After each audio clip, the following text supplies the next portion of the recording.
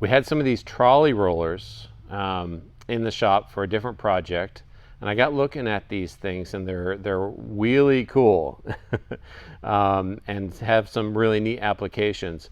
Basically, it's just two bearings, this U-shape hanger, and then a pin that goes through them.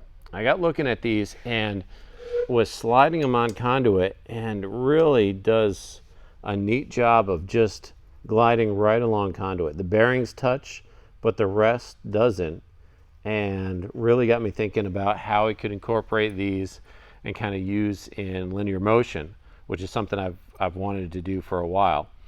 These are from Unistrut. They're meant to hang in Unistrut tracks, so you can get some movement, and they ride on the inside of the track.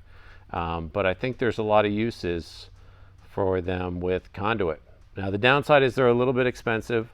We got these on Amazon for $20, but I know there's another way that you could use these a little bit more inexpensive.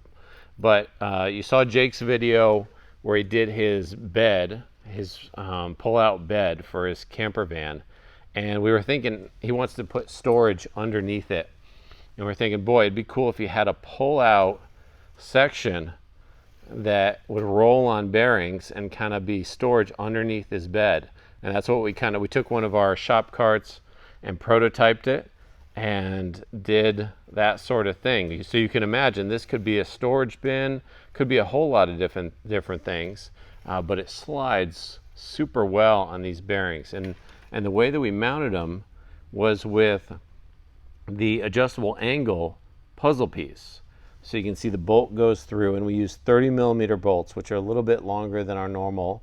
And then there's the hanger, and we put the bolt head inside of that and the nut on here, and then just makes a slick little mount so you can put that bearing there. And check out that, it just rolls really well. We've got wrap on that piece of conduit because it seemed to deaden the noise a little bit.